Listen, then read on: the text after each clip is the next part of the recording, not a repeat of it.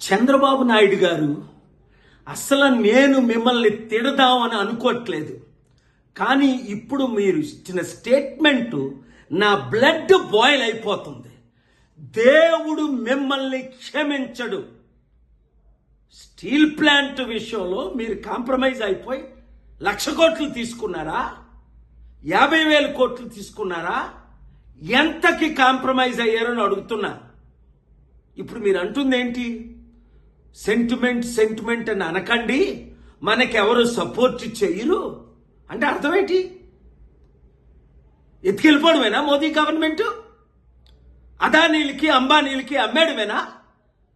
8 లక్షల కోట్ల విలువైన స్టీల్ ప్లాంట్ని మీ 3 పార్టీలు అమ్మిస్తే ఏప్రిల్ 25ని ఏపీ హైకోర్టుకి వెళ్ళి జడ్జి శేషయ్య గారు ముందు ఆర్గ్యూ చేసి స్టేటస్ కో తీసుకొచ్చాను అమ్మకుంటా.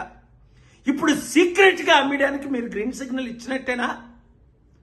ఎలక్షన్ ముందేమన్నారు? స్టీల్ ప్లాంట్ని కాపాడుకుందామని 100 సార్లు అన్నారు. ఇప్పుడేమంటున్నారు? సెంటిమెంట్ అని రోజు అనకూడదు, అంటే అమ్మి పడేయండి అని. మీకు వస్తున్న లాభం ఏంటి? ప్రజలు ప్రశ్నిస్తున్నది. మీకు ఎంత డీల్ సెటిల్ అయింది? ఒక్క స్టీల్ ప్లాంట్ ఆదాయమే మన ఆంధ్రప్రదేశ్ అప్పుని 10 సంవత్సరాల్లో తీర్చుతుంది. లేదా అమ్మేద్దామా? 8 లక్షల కోట్లు నేను బేరం పెడతాను. 33,000 ఎకరాలు మొత్తం, ఎకరం 30 కోట్లు, 9 లక్షల కోట్లు విలువైనది. ఏంటిది? మీరు ఇంత కాంప్రమైజ్ అయిపోతారా? ఈ వయసులో మీకు డబ్బుడు అమ్ముడుపోయారా? లేదా జైల్లో పెడతారని అమ్ముడుపోయారా? లేదా మీ కొడుకు మంచి భవిష్యత్తు ఇద్దామని అమ్ముడుపోయారా? లేదా ఏడి పవన్ కళ్యాణ్ ఏం చేస్తున్నారు? ఎంతకాలం మా విశాఖ ప్రజల్ని మీరు మోసం చేస్తారు? అంటే విశాఖపట్నాన్ని ప్రేమ లేక, మీరు రాయలసీమలో పుట్టి పెరిగినందుక? నాకు ఊహకు అతీతంగా ఉంది. నేను ప్రార్థిస్తాను, మీడియా మిత్రులారా, ప్రతి తెలుగు వాడికి ఈ వీడియో చేరినంత వరకు దీన్ని పబ్లిష్ చేయండి,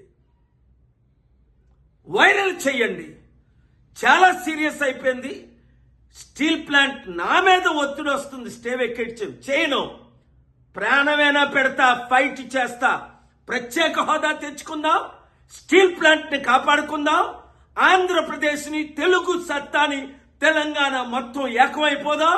ఈ దొంగ రాజకీయ కుట్ల రాజకీయ కుటుంబ కుల పాలనకి అంతం చేద్దాం. Thank you very much.